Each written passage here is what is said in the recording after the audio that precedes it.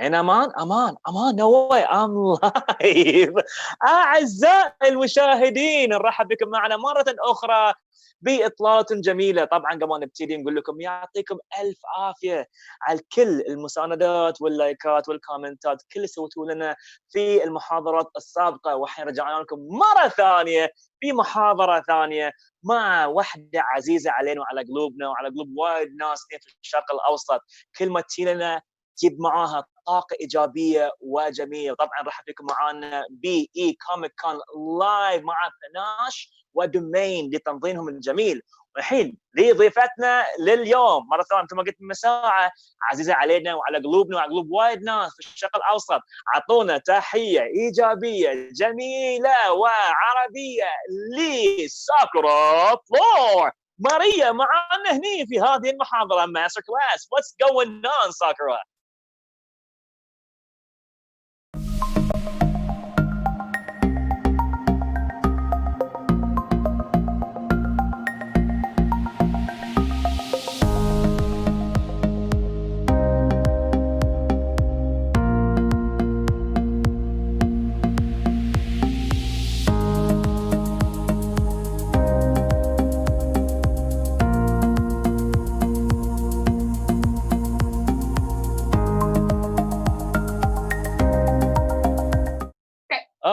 All right. We're both live right now. High five. What's going on, girl? Hi. Hey. This is so much energy already in the beginning. Let's go. Fist bump, that kind of stuff. Let's go. Well, I know this is like, interestingly fun and weird, but I can say welcome to the Middle East again. Yeah. I'm so excited to be here every single time. They're here together with you and with your family. Oh, wow. Energy right here. Back with my mic. Just give me a sec. Yeah, that's what happens every time I go live with you. Just the energy just goes a little bit too high. It's like too much. We explode. How are you? How you been doing? I've been doing great. I've been working a lot, having a lot of projects, and I recently just finished a whole week of filming, so I have a few days off now and going on a holiday soon. But apart from that, I'm doing phenomenal. Amazing. So you're talking about videos, talking about here what we're talking about YouTube, TikTok, Instagram, the whole 9 yards. Yes, all of it. We're actually working on a new project that is going to have like a whole storyline so people can actually follow it.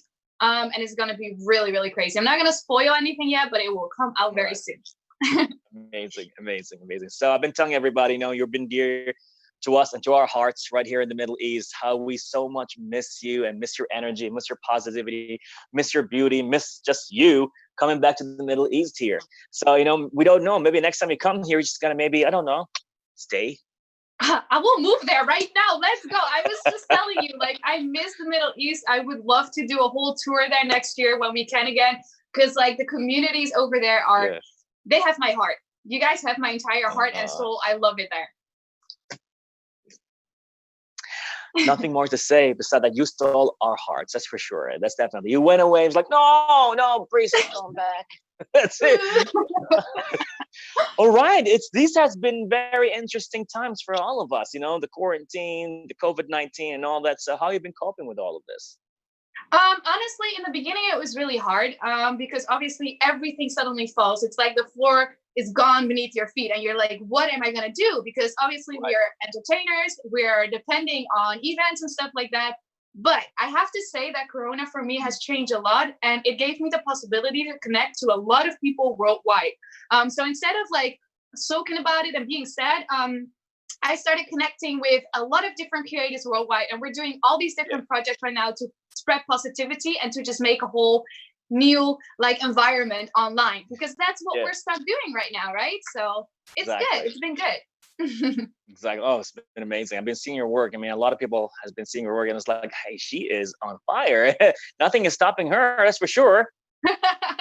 We keep going as we can. Yeah.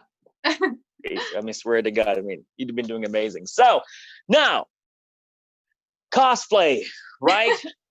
Yes. Your main trade right now, one of your many talents, but right now I think it's one of the things that pretty much you're pursuing yourself as and portraying yourself as a cosplayer. Now, we know your story. how it started and all of that. But now, how far has cosplay taken you? So what is cosplay to you right now? Okay, so I've been in cosplay for like 7 years, and I think like over the 7 years, cosplay for me has changed dramatically. When I first started, it was just like a creative outlet. So I was like, hey, I can be this character, I can act like this character, I can put all my passion and positivity and stuff in the costumes. And as I started going along, it started developing and it started becoming a part of my life.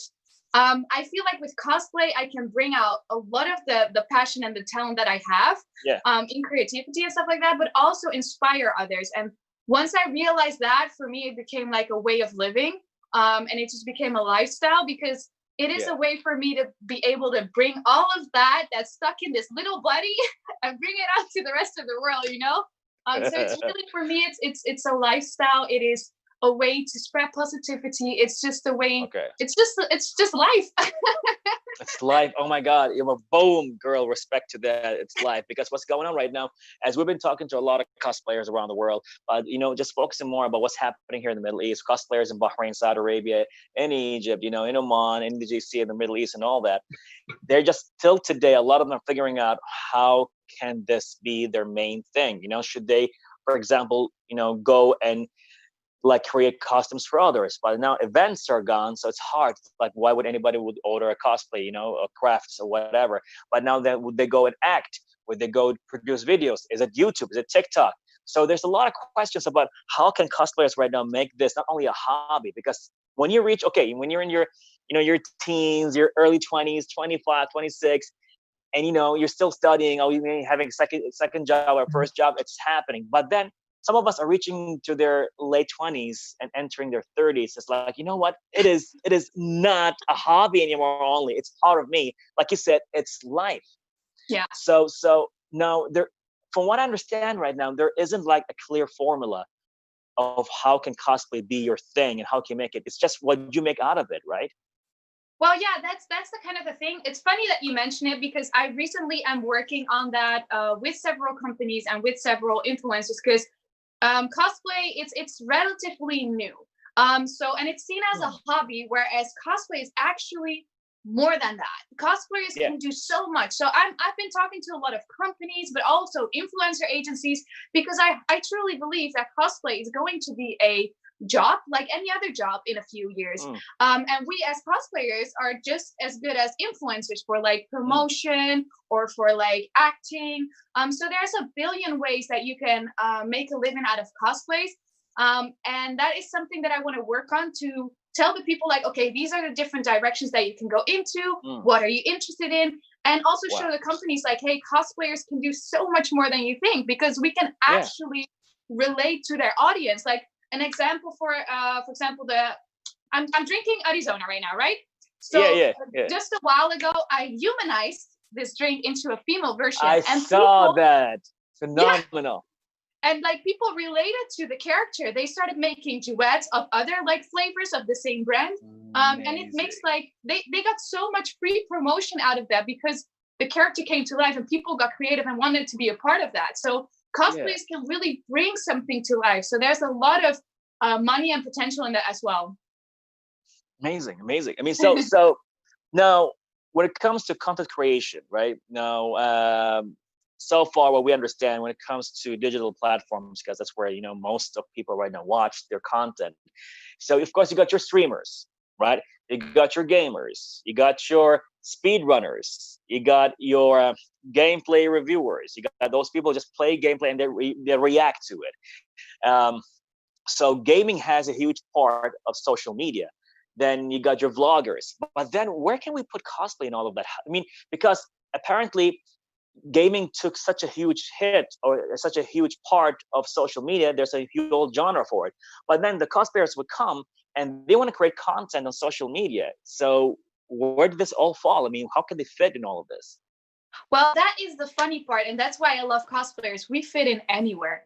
Put us with the gamers, we will make game characters. We can even game. I mean, most of us are like so passionate about the games. That's why we cosplay the characters. But we can also just jump in vlogging, because like when I go to like Egypt or like Saudi Arabia or whatever country that I go to, I make videos. So, and since I travel almost every weekend, well, before Corona, we make videos as well. But we can also advertise. So like cosplayers, the one thing that we have to remember as cosplayers is don't limit yourself, because you can literally do anything. You just have to show them how it's done. Wow. Woo. I mean, for you, I think you were one of the few cosplayers that I see that right now you're using every feature out there that can be used. So you do act beautifully, right? And you do the makeup, right? Same time you do your cosplays. You use TikTok. The same time you vlog on YouTube and on Instagram. Now it seems all fun, but it's kind of challenging, isn't it? It really is. I would say focus on one platform first and see what it is, which direction you want to go into. I'm doing a lot of different things because they coexist together. For example, my TikTok is a lot of the acting and costumes, but it's the same platform as like Instagram. I can kind of like combine these two. And the video projects that I do on YouTube are actually an extension to my TikTok. So they make the stories on TikTok a lot broader. So like try to find a way to see what it is that you want, which direction you want to go into. Because the biggest mistake I made in the 7 years that I did cosplay is that I didn't take a direction. I was doing a billion things at the same time. Right. And the second that I said, okay, I'm going to focus on this, is the second that I actually got more, well, I don't want to say successful, but more, more work and stuff like that. Because you focus on one thing and then you can really show off your talent in that one thing. Interesting. That's amazing. So what's the most thing that worked for you so far that you think? Sorry? What? What's the most thing that worked for you so far? I think right now one of my biggest, well, I mean, now with Corona, it would be TikTok. Before Corona, it was really the judging and the visiting events, because I'm a person, I love my followers. I love the people that support me. Yeah. So going to events is my way to be able to thank them. And I love the energy that they give. So I really focused on that before. Now with Corona, like my biggest platform is TikTok. Because it is a combination of like acting, videos, fun. And you can actually have people come together with TikTok, because I start challenges and they can be a part of it. And it's just awesome. Wow. It's amazing. Because what a lot of people would say, and I heard this, and I'm not like making this up, they'll say, you know what, man, if one day I'll just reach up to, let's say, Sakura's level, that I know I've reached somewhere. And it's like, they don't understand, like, it's amazing, because like, and I heard it several times, like, oh man, I want to reach to Sakura's level, that I know I've made it. So it's interesting to see that you are one of the characters or one of the personalities out there that are setting a benchmark of success. It's like, if I can make it to Sakura's level, I'm successful now, which is amazing. That's why I'm asking all these questions, because they want to know, how did you make it? But the way you're telling me right now that you're still working, you're still experimenting, you're still finding your formula. Honestly, this warms my heart. I am like, I can feel it beating really fast right now, because this I can't with you guys, for real. Honestly, I'm nowhere near the level that I would like to be. I want to explore and keep going. And I feel like we're always going to be students anyway, so it doesn't matter how successful or how much money you make. But to hear that and to be an example like that, it's just, I feel like that is the biggest success I've ever made. Like, that's just like, I don't even know what to say to that. No, it's amazing, because here's the thing. So when it comes to cosplay, you have all these cosplayers that they're focusing on their trade, but then you came in and you just like, it's like you've been a person who went out of the box and said, you know what, we're not just posting pictures on Instagram and that's it with some hashtags. You actually went out there. You've been doing collabs, right? You went on TikTok and you've done, the trendy stuff. And actually, to the point, you and other cosplayers as well, you build a new path just for cosplayers and how they make it doable for them just to put videos on TikTok. And then you went on videos and you went on YouTube, say, hey, I'm a cosplayer and here's my vlog. And it's like, wait, you just opened up this new hole of like, we can do all of this. I still remember, when you came to Saudi for the event and how you were vlogging, you went on stage, you take the selfie with everybody and having fun and all that. You opened up such like opportunities. You were like an eye opener for a lot of cosplayers and interchange, like, this is how it can be done. So I guess that's why people like say, hey, once we reach Sakura's level, that's the benchmark right there. We made it. That is so sweet. Honestly, it is really fun to hear this because we are doing, like, I remember the first time I came on TikTok, I got so much hate because you know it's like because it's like cosplay is weird and it's like strange. But the way I made my videos were transitions after transition, and after a point when people were watching it, they couldn't deny the fact that they were actually really cool. So they're like, okay, this kind of weird cosplay stuff, but you know, it's actually nice. And then TikTok used my video to promote their app, and a bunch of cosplayers came on TikTok, and I feel like we've kind of taken over the app at this point. So it's like a whole community in there, but it is really cool to see. And like you said, the one thing that I want to focus on right now is I'm already getting older. I'm 27 right now. I've done a lot of the cool things. I still want to continue. But, you know, I want to pave the road for the younger cosplayers because I believe that the generation that comes after me are the ones that can successfully make a job out of this. And I really believe in them. So I want to be able to pave the road and show them, hey, guys, these are the easiest way to contact companies or to make money out of cosplay, or different ways to show them, like, not have the mistakes that I went through, you know, because for me, it took 7 years. And I'm still not there, but I want to help them so that they can walk on this beautiful yellow brick road, you know? The Sakura road of success, you know? Well, exactly. I don't know. Will you write something maybe on Instagram, you know, the top, or maybe you can do a video, I mean, on YouTube right now, if you do tops, like top 5, top 7s, I mean, those will get a lot of views. I mean, would you do like a top 7 mistakes that to avoid in this path of cosplay career? I mean, would you do that? That's actually a really, really good idea. I was actually thinking of starting off classes soon when I have my own house and stuff, because we're working on that. Once I have that, do really like videos where I give classes on the things that I learned. But 7 mistakes is very interesting. I'm going to get into that. So the first one, I guess you mentioned, is the, you know, don't do gazillion things, focus on one path. I mean, we don't want to, you know, let out of all the stuff that you want to stay on that video, you know, that, you know, we just came up with together here, live in front of everybody. But if there is another mistake you want to tell people not to do or to avoid, what would that be? One of the biggest ones that I had a lot of problems with is insecurity, and the fact that we are afraid to show that we're out there. Like, it is not a shame to contact a company. You are allowed to email them and say, hey, this is what I have to offer. Show them what you have, because it is impossible to be seen in a world with a billion and billion of people and expect companies to find you. You really have to put yourself out there. And I remember when I first started, I was really shy about that.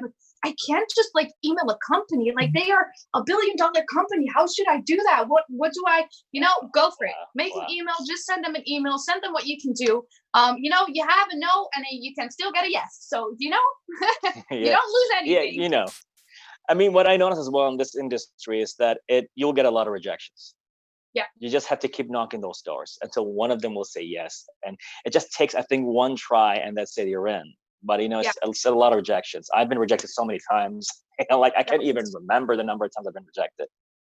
Same. And it is true, like you said, because like, for me, it all started, and that's why I'm so grateful to Blizzard. It all started with Blizzard because they opened the door for us. And once you start, it also has to do a lot with your personality. Like, be the kind of person that you want other people's like to treat you, like treat others like you want them to treat you, and be a nice person at events and companies and stuff like that, because that is more important than numbers, than your skills. Companies will really look at, okay, how is this person? How are they treating their followers? How are they treating our fans? But once you start and you get like one of the companies in, it is a lot easier because they talk a lot among each other. They will suggest cosplayers to each other. So that's a really good way. Just keep going until you get in somewhere. And like, don't be afraid to get rejections, because we all get rejected. All the time. Speaking of Blizzard, is that Tracer's jacket right now I'm seeing? Yeah, it is. I'm like, I want to go casual today, but I'm like, she's my blood and soul. So I'm like, okay, still a little casual. I mean, you look, I was like, she's Tracer. It's like, no, I'm casual, but you're cool. you're like, I think it reached to a point that I can't tell if you're cosplaying or not. Yeah, it's so funny because she said that. I'm like, well, this is actually what I normally look like, but hey, if it's Tracer, I'm gonna go for it because I love that girl.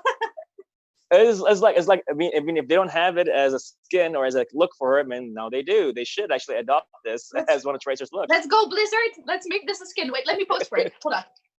Okay. No way, man. No way. I can't with you sometimes.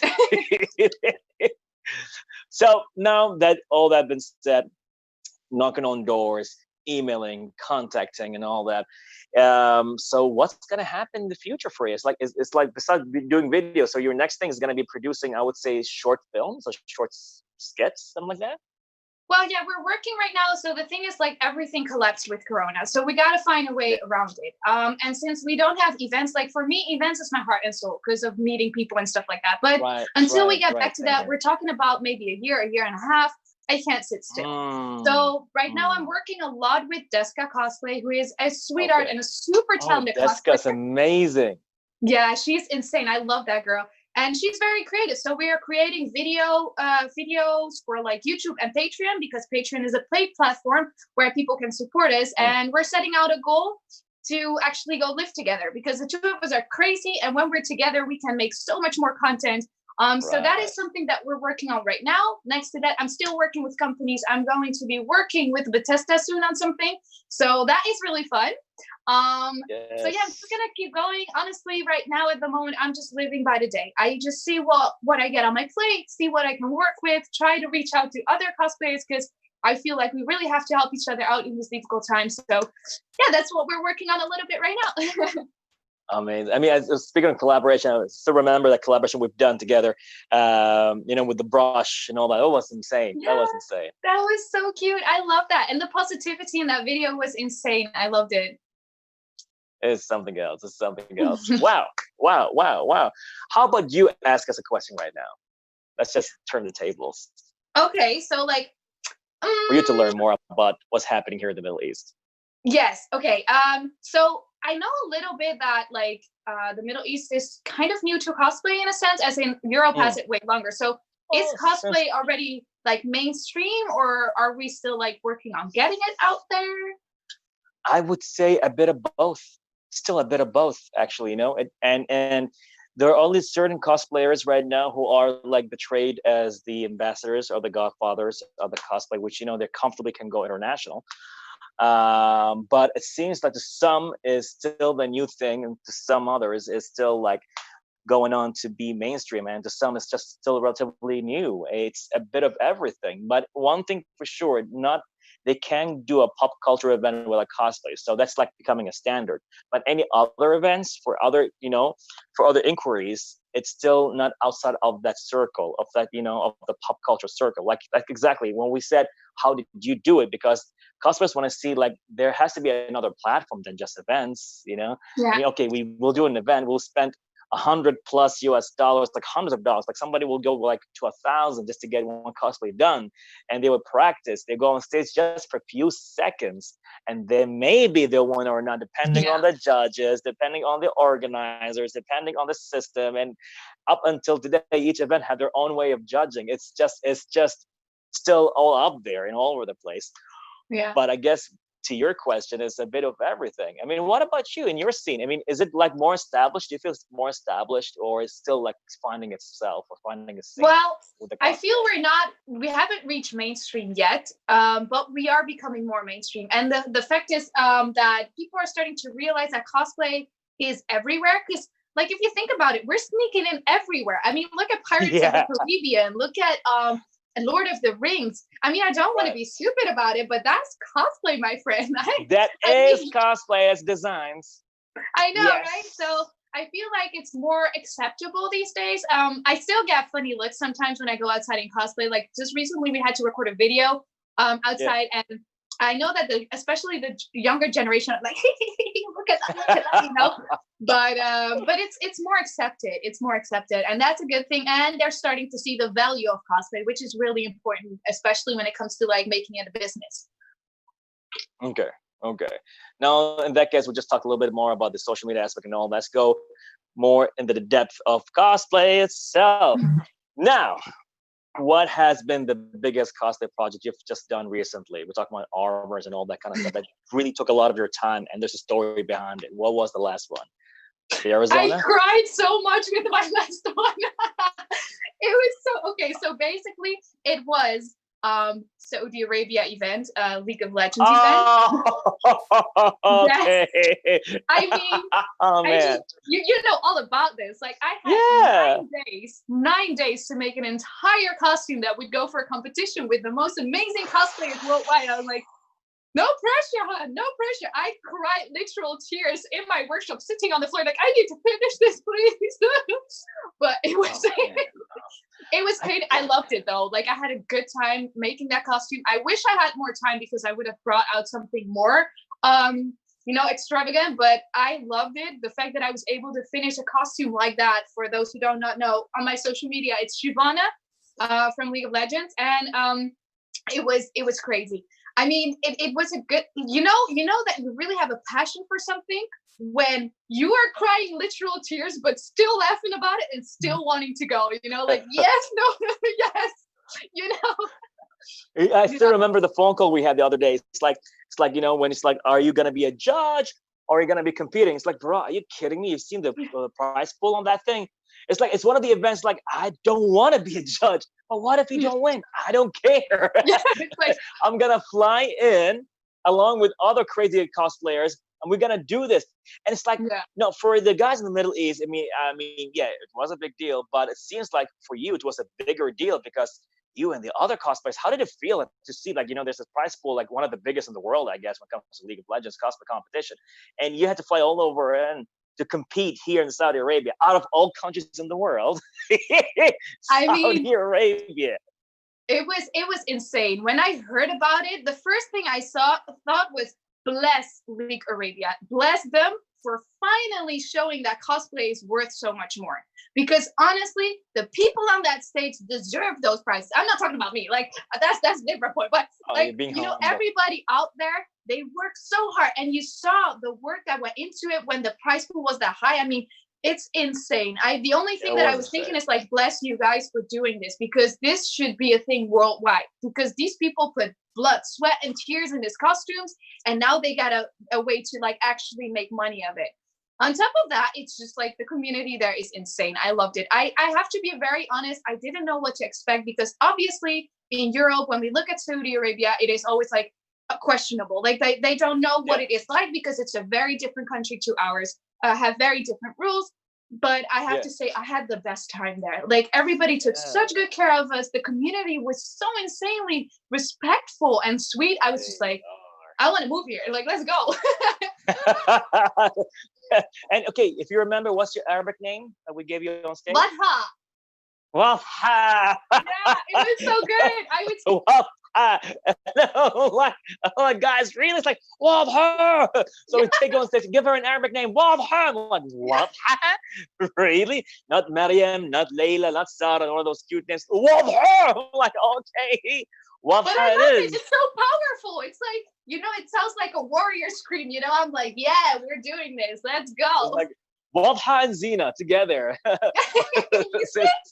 works though. It works. It worked. And people are like, oh, it was Wafha. I'm like, oh, why? It's like, guys, chill out.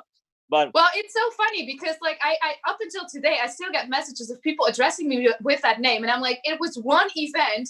And so many people still remember it, because there were people from Egypt there as well who told their friends, like, hey, dude, she has a new name now. You have to address her as Waha. And I'm like, okay, I'm freaking this. Let's go. That's crazy. Man. So, like, back to your crafts, some of the cosplays you have right now. And so do you store them? What do you do? Like, do you have a place you have to store them all in? Or do you, I don't know, sell them? Do you put a signature on it? It's like, hey, it's on eBay. It's like, because you have a lot going on for yourself. So it's I wouldn't think it's easy to have them all in one room. You wake up and you sleep. It's like, hi, it's my cosplay from Saudi Arabia. Oh, that's my cosplay from Spain. It's my cosplay from Africa. Oh, I wish. No, honestly, it is one big mess. I have boxes everywhere. They're all like piled up. My workshop has become too small. So I'm moving out of that one, and we're moving into a new one, which is a lot bigger, has a lot more space and stuff like that. Honestly, I was thinking about selling some of my costumes, but I am very petite, and all the costumes that I make are really my size exactly. So I don't know if people would fit in them. The armors are better, but like the costumes like Tracer and stuff like that, I can't really sell them. So I just end up like storing them for years. I haven't taken out Tracer for like 5 years, and I mean, she's still there somewhere in the boxes, lost. Okay. So now, after like interviewing different kind of cosplayers, I get to see different kind of ways of doing cosplay. Now, do you think, it's just a question right now, do you think like taking a cosplay to be more technical and and engineered with electricity and mechanicals and hydraulics, would that be a step up, or it's just a different style at this point? Well, it really depends on what the aspect is. Like cosplay is cosplay, so anything goes. But if you're looking at, for example, competitions, yeah, that's a step upwards, because it's like a whole new kind of like crafting. And I mean, it's amazing. It's something I can't do yet. So I am like, well, I mean, I'm working on it, and we're working on like movable wings and stuff, but it is something that I still have to work on. So for me, that is a level that I'm like, it's next level. But it depends. It really depends, because if it's not for competitions, like for example, you're doing it for social media, I mean, they are equally as good. It's just that when you look at technical parts of the costume, and you really look at a competition, a cosplay with that much engineering and just special things in it. I mean, let's say the cosplay of the Diablo that we saw in the competition. The steam, the lights, the moving face, the moving shoulders. There was so much technique in all of it. That will score a lot of points, because it's a lot of work that goes into that, obviously. So, I mean, it's really interesting. It's a different kind of cosplay, obviously. But it also depends on the aspect that you're in. If it's for competition, I would say it's definitely a step up. Oh wow, man. So, here's the thing. When people say, "Oh, he's a cosplayer, she's a cosplayer," but I would say, I would like to break down what cosplayer is. So, if you can help me, like, fill in the blanks right now, because when you say I'm a cosplayer, but that's just a big highlight, but you are way more than that. So, I would say cosplayer is, I would say the first thing, you say the second. Cosplayer is a makeup artist. And what do you say after that? Influencer, definitely an influencer. It's a crafter? Crafter. Model, okay. Actor as well. We are a lot of things, I think. We are also like pillars for different things, like pillars for positivity, pillars for like the internet. I think as a cosplayer, you are a package. There's so much to be expected from cosplayers, there's so much expected from cosplayers, because we do everything, which is also why I said like companies should really look into cosplayer, because they are the complete deal. I know. I mean, because I had a conversation yesterday with a YouTuber. Yeah, he has like 3 million followers, and then he's like, "Oh, dude, it's this cosplay thing, and we understand it, but it's like," and then he was like, "Go to, but they don't get a lot of attraction. They're beautiful and all that. It's like, for me, I edit, I film, I record, I write." I'm like, good. But let me tell you one thing about cosplayers. Why did I ask you this question? Because let me tell you what I broke down from. Yes, cosplayers can edit videos, by the way. They do, audio videos. They do all their video work, sometimes on the screen as well. They do their own vlogs. They do recording, voiceover as well. Some of us can do voiceover as cosplay goes. They're makeup artists, they're models, like I said, they're actors and actresses. They are as well crafters, they're tailors, they're painters, they're face painters. They are costume designers, they're fashion designers. They can do a catwalk if it has to be done that way. They can do an entire show if they have to. That's why to a lot of people said, I think next time from a cosplay competition, I think it should be called a cosplay show. Yeah. Because when you go to a cosplay competition, it's not really it's a show. It's an actual show. When everybody comes in, they give what they got. For maybe it's just for a few seconds, but those few seconds are intense. And one after another, you see a collaboration of a show. So that's why I'm telling a lot of people, man, believe me, guys, you see as a competition, to me, it's a freaking show. And a cosplayer is not just a cosplayer. He just takes a costume and he plays with it. He acts. Yeah, it's a lot. It's a lot. I mean, in the end of the day, what we mostly are is entertainers. I mean, this is also why for companies it is so interesting, because put us somewhere and people will remember that day. because we make an experience. We are what people could call the experience economy, where we're really delivering a memory when we stand there. And it's not just because of the costumes, but it's also because of the characters. Now imagine you are in love with this character from this game. They have your entire heart, body, and soul, and suddenly they're standing in front of you. I mean, you will remember that day. So it's like cosplayers have so much power and potential. And I wish that it was seen like that more by a lot of companies, but we're working on that. Awesome. Which then brings us to the question. I mean, I don't think we have a clear answer for that one. I mean, with all the cosplayers who are doing an amazing job as trade, do you think a lot of cosplayers are missing out on marketing skills? Yes. I know for a fact. For me, it was really hard too. And I know that a lot of cosplayers aren't as sociable, and that's normal. I mean, we all are different people. Not everybody makes a fool out of themselves on camera. I mean, let's be honest. So like, you have to find your aspect and find your way of doing things. But marketing is so important. Like, if you are not social enough to do these kind of things, then share your crafting videos or share books. There's people, I know an amazing cosplayer who has always said, like, I'm not going to name names. She's freaking amazing. And she's always said, I'm not really good on camera. She brings out the most amazing books for like tutorials and stuff. And it works. So like, we all have different ways, but you still have to be active on social media, because like, it is the way, a way for the world to see you. And unfortunately, I know it's very hard because social media isn't always a nice place. But it is your like, how do you say that? Your business card, you know? And I feel like a lot of cosplayers miss out on that because they don't know how to do it, or they are scared to do it, which I understand completely, but it is definitely a very important point.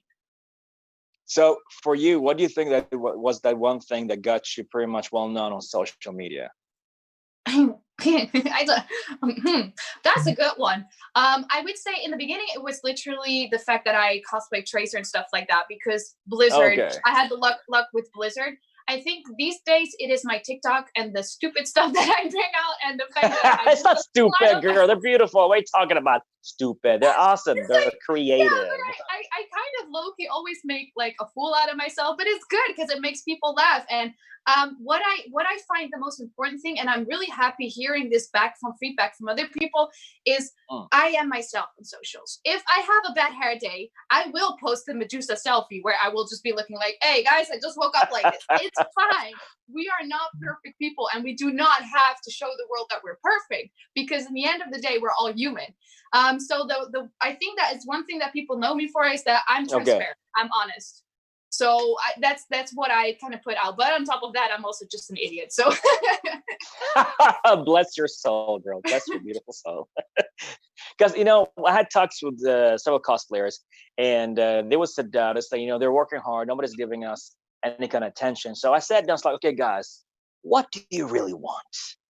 Are you doing this as a hobby, or you just want to have fun? Because now all of a sudden we have cosplay, you know, I would say cosplay clubs, I would say cosplay meetings where they sit down and do their stuff, and they keep saying, I was a little bit complaining, it's like, oh man, we're not getting enough attention, we're not getting enough support. I'm like, then I sat down, it's like, what kind of support are you looking for, and why are you looking for support? Why do you need support? What kind of support, and why do you need it? So, we need support so we can grow as a cosplay community, we can, you know, be known. It's like, okay, again, why do you want to be known? Why should the cosplay community be known? Because I think they're missing out on that factor. It's like, you know, gamers want to be known as gamers because there's a big amount of money to be involved in that. You know, there's an entertainment experience to be done with that, and it's fun. But there is no denying where, like you just said yourself, wherever you go as a cosplayer, you'll always be remembered. Pictures, everybody wants to line up just to take pictures with you and all that. And then when you leave, all of a sudden, you're only at the moment, but then when you leave, you don't get, some of us, or some of the cosplayers don't get a lot of followers, don't get a lot of likes, and then they're forgotten until the next event. So it's hitting a lot of cosplayers to the point that, you know, in that case, you know, we're just going to focus on winning competitions, but then they see 1, 2, 3 competitions and they don't win, and it breaks their spirit. So I guess there should be like a set of standards or criteria of what really makes it important for cosplayers. So I want to hear that from your side. Yeah, I think, okay, so I'm going to share something super embarrassing.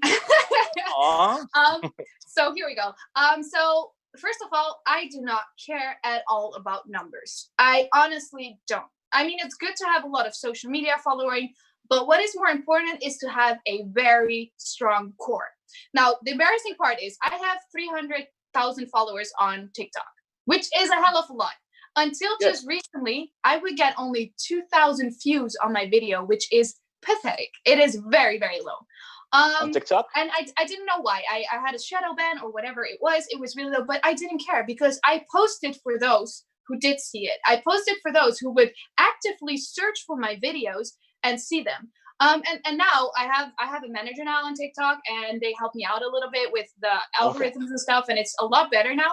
But what I'm trying to get at is, for myself, I don't have that many followers on Instagram. I have like 38,000, which is compared to a lot of the others who have like 100 or 200,000. It's not a lot. But what is important is how you put yourself out there and the core that you have. Because if you are very strong with your core people, like the people that follow you that are there for you, they will put you out there. And on top of that, if you are at events, like the most important reason why I get invited to events, well, is because I'm an idiot. Like I am at events, I'm myself, I'm just connecting with all of the people there that want to see me or whatever. And I mean, they connect to each other. I might not have 100,000 fans on Instagram, but I have important fans. I have the ones that are loyal, that are sweet, that will email a convention and say, hey, you know? So that's the important part, because in the end of the day, we aren't anything without them. And they are the ones that will email an event and say, hey, we would love to see Sakuraflor. Can you get Sakuraflor to this and this convention?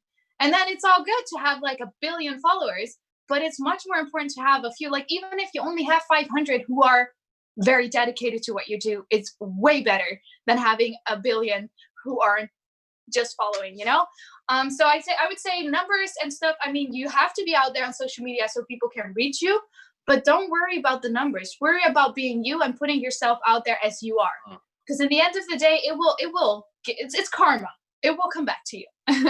Amazing.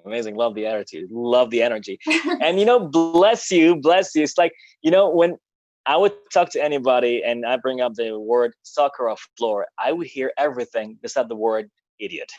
I would say beautiful, positive, energy. She's lovable, man. I would just want to hug her right now. I just want to hold her hand so tight. I want to keep her on my, in my keychain, in my pocket. Just anytime I feel bad, I'll just bring her out and say, hey, Sakura, I feel good now. Put her back. I would hear everything but the word idiot. I'm just saying. Well, we're just going to keep that as my nickname now. I'm the idiot. I mean, I'm proud idiot too. Bless you. Seriously. Wow. This is crazy. This is beautiful. It's never a boring time with you. It's always beautiful energy. I mean, we're a good combination, bro. It's the energy coming off from you and from me. We're both very positive, so we're just blowing out this positive energy. So now I will shoot it back to you. Ask us a question here in the Middle East. What do you want to know more about us here? Then we're going to give maybe the chance for, I would say, if there's any questions out of the viewers, maybe they'll give a question before we end this. Yes. Okay. So a question to you guys.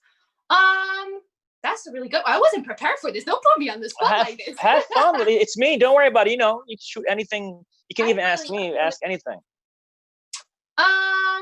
Okay, so like, is there an interest for cosplayers from like the Middle East to travel to Europe for competitions and stuff like that? Because we have a lot of like international competitions, and I was trying to get some of the Middle East countries to be able to enter these competitions where they have to do a pre-selection in their own country and then represent their country in like Europe. But is there an interest for that? Is there like, do the events have the money to collab with that? Do you know anything about that? Okay, the only thing we know about is the WCS. That's the only thing that we know about, because it's international brand right now. So far that I understand, WCS have been part, I think, of Saudi Arabia, UAE, and Kuwait. That's what we understand about, And but other than that, is there interest? I mean, I think every cosplayer here wants to know or wants to have this experience of going around the world as a cosplayer, because again, when they see you and it's like, oh my God, you're traveling the world and all that, they see that as a cosplayer you can actually make it internationally. But it seems that I'm just speculating right now. I could be wrong. Correct me if I was wrong about this. It seems that the reason why there are more cosplayers going international out of Europe, States, Japan is because the culture itself supports cosplay. In the States, there are a lot of events and social media and the media itself that it's branding cosplay to a point that, it became a big thing. Even in Australia, there's a lot of famous cosplayers in Australia right now who are traveling the world on all of this. Japan, you have your number of cosplayers who are now, shining. You got Philippines as well, because of the numbers, they're shining. But it's interesting to see why isn't cosplayers in the Middle East make it internationally. So I guess it's because cosplay here yet is not been branded in the ways it's part of entertainment culture. So I don't know. I could be wrong. What do you think? I think if you say it like that, because that's why I asked before as well, is it already a bit mainstream? We didn't have that many international competitions when I started 7 years ago.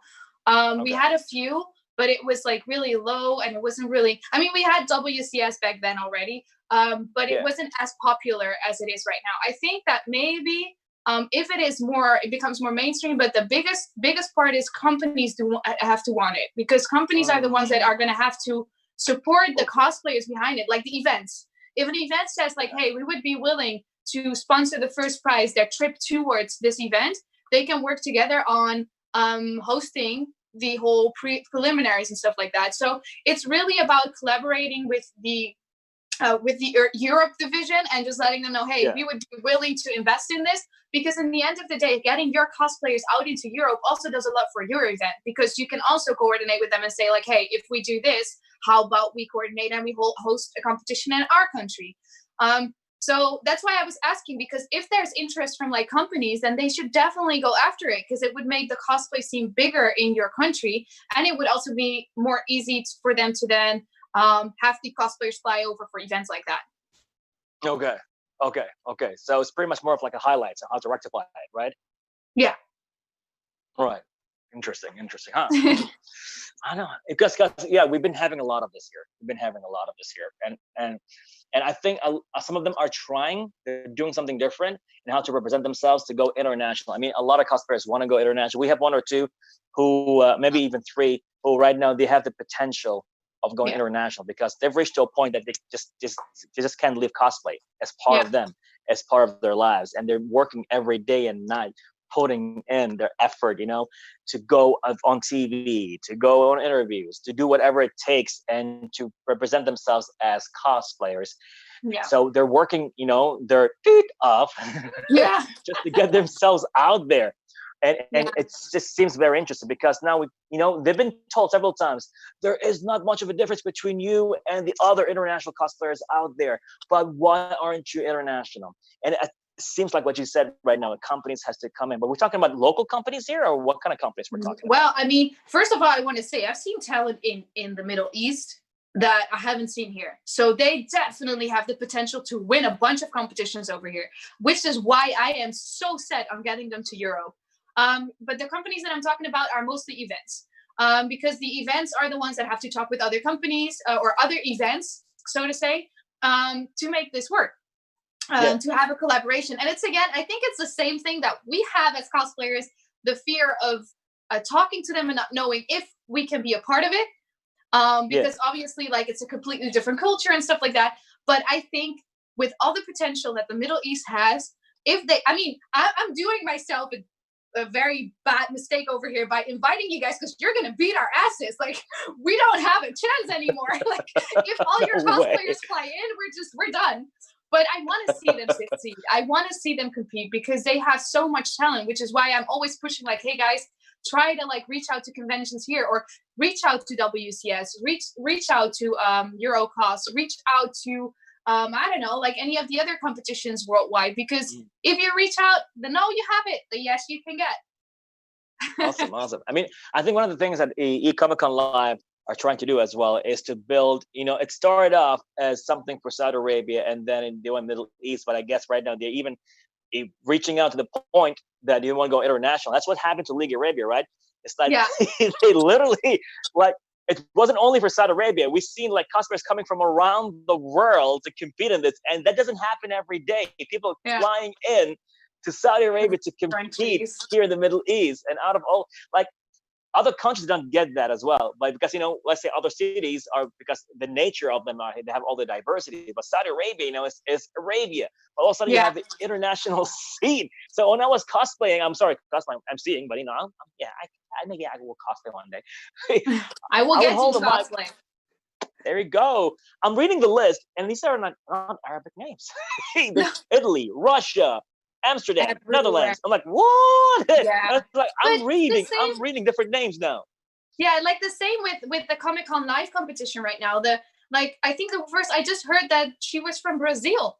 Like this competition that EComicConLive hosted, they already had international. They're reaching across the border, so they are doing insanely good with that, because it is all about getting your name out there. So I truly believe that within a year, you guys are going to be able to enter all these international competitions. But we gotta like go after it. And just like, I'm saying we, as if I am living there, but I'm because you are part of this. Okay, you need to understand this. You know, I know you're out there to help everybody, but whether you know it or not, you're building the scene for the world. And it's just crazy to say this. I will say it openly right now. You know, for reals, wherever you go, you don't go only as a person who just, you know, been called out to be a judge or international cosplayer or celebrity. You come in and you put your hands in. It's like, you know what? I want to learn your culture. I want to help you. So wherever you go, you help everybody. So whether you know it or not, you are shaping cosplay around the world in your own way. So we do appreciate you for everything you're doing. I mean, I appreciate you guys as well, because like I learned so much from every country I go to. Like there's so much talent and so much different talent in every place I go to. So I am so privileged to just be a part of that and just learn from everyone. And I just, when I go there, I see so much talent. I just wish everyone could see it. Like I know how hard it is to get out there. It took me 7 years. So I want them to have like a quick road, you know, like the how do you call it? The short key. You know, just to go like skip the whole 7 years and just go that yellow brick road and just do it, you know? Yeah. I hear it. All right. So now what we're going to do right now is I'm going to wait for the director of this live session, Mr. Matthew, to send us any questions out of the viewers. For the time being, we're just going to have a casual talk until we get any questions. Okay, أعزائي المشاهدين اللي معنا الحين في اللايف سيشن، عندكم أي سؤال حقي او حق ساكورافلور جاءنا الان، اعطونا اي سؤال عشان نجاوب لكم في الوقت الحالي. We're just going to have a casual chat. So going to Spain, huh? Salam alaikum. I did not understand the thing from that. I need to learn Arabic, man. That sounds we will give you we will give you some private lessons. No props. I mean, by the next time I come there, I expect a teacher to teach me Arabic, because I feel ashamed that I'm a part of your culture and I do not know how to speak it. So I want to learn this language. Okay. Now, when you heard Arabic, what was your impression? It's like, oh, it's a violent language. Oh, it's tough. Oh, it's lovely. It's melodic. Well, what was your impression? Honey, I'm Dutch. I don't know if you've ever heard the Dutch speak, but it's a so it's not very charming. So I mean, Arabic, the only thing I cannot do is the cloth. I don't even know how you do it. Huh? Yeah, I don't know. It's like a deep like a sound in your throat that you guys make when you talk, and it's like it is very weird, but I love it. But I can't do it. Apart from that, you guys are a mixture between the Dutch and the Spanish, because the Dutch language is like very hard and the Spanish is very passionate. So it's like as if Dutch people are speaking Spanish at the same time. It's like, you know, it's like, I love it. That's classic. That's classic. Oh man. Oh, okay. They're saying there are no questions, but hear this. They're saying hi to Wadha. Oh my God, I love you guys. Please adopt me. Saying hi to Wadha. Yeah, oh, that is so sweet. I feel like we have said so many things in this live stream. Like, I understand why they don't have any questions. Like, we covered all of it. Yeah, pretty much we did. You know what? Interestingly enough, I always heard you in English, but would you give us a message in either Dutch or Spanish, whatever you feel comfortable with? I mean, Spanish, I sound much more charming, so I will do Spanish first, and then I'll do Dutch, and you can understand the difference. Let's go. Here we go. Ok, hola mi gente, un besito enorme para todos, sois súper lindos, os quiero muchísimo y muchísimas gracias por todo lo que habéis hecho por mí y espero veros prontito. Oh, wow. So that is I got my a question. Spanish. I got a question here for you, I guess, going on. I was like, are you single? Well, yeah, unfortunately I am. You just blew us all up right now. It's what? For what?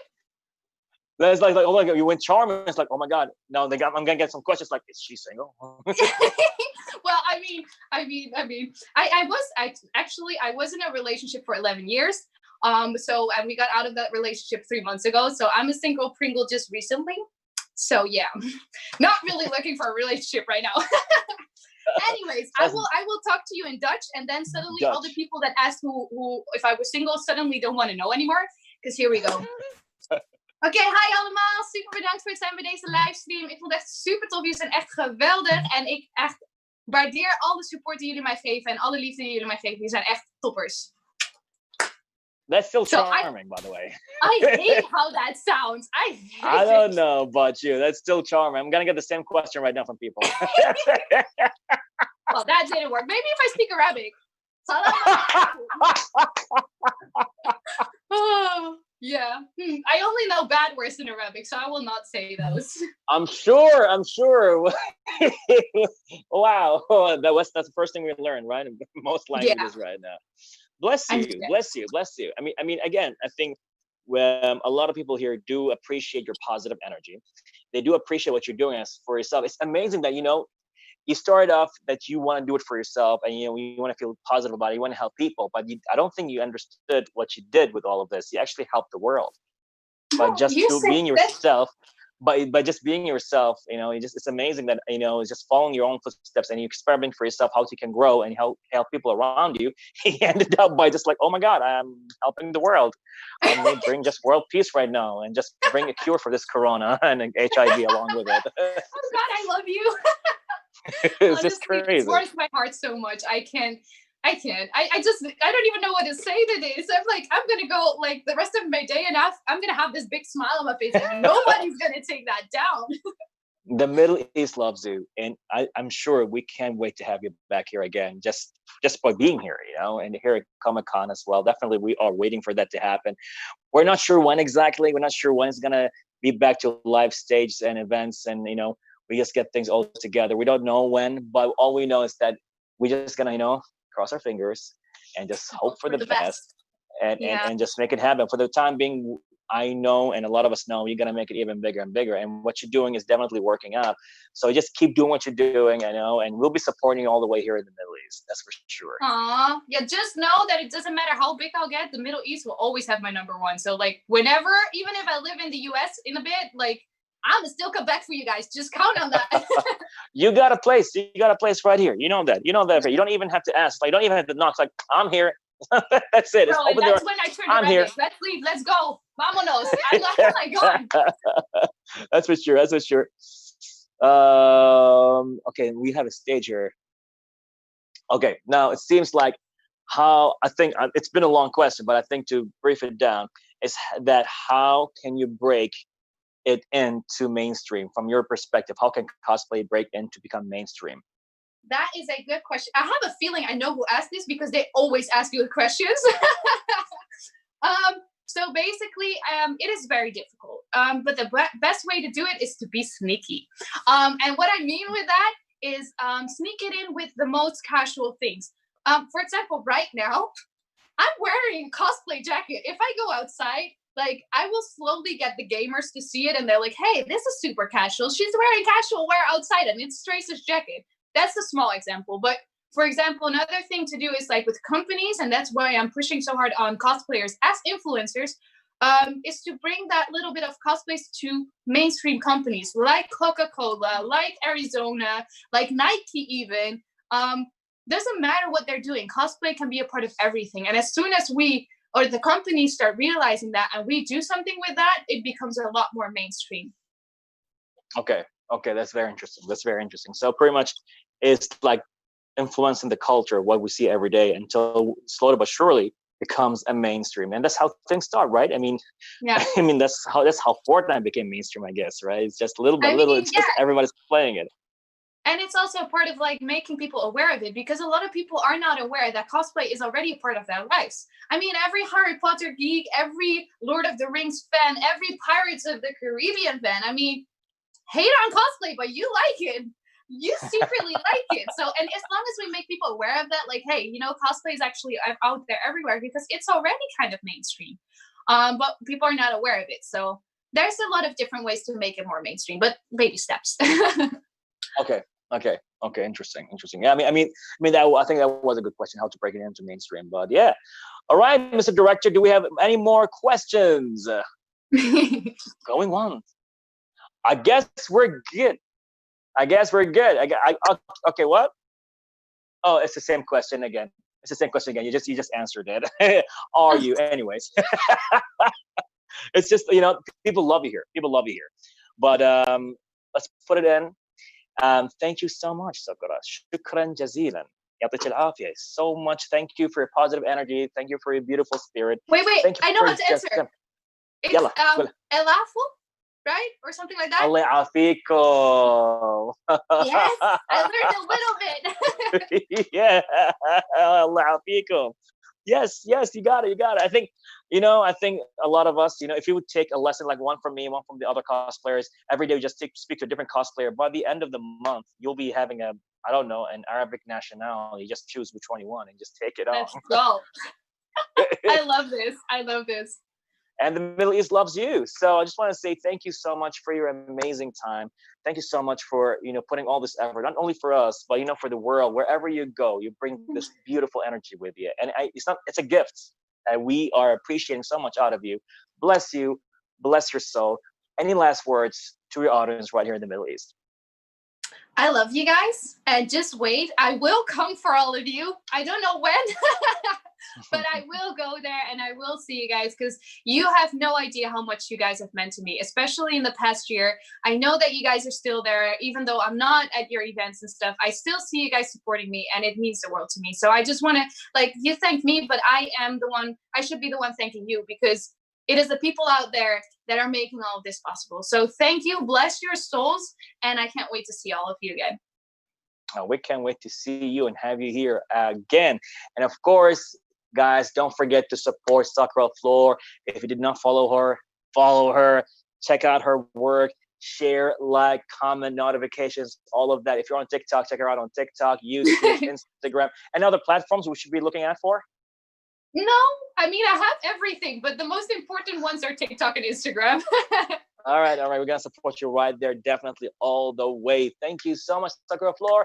And we'll be having you again definitely very soon. If not on stage, then online. Definitely we're going to have you. Definitely. All right. Thank you so much. Ma salama. Bye-bye. Bye.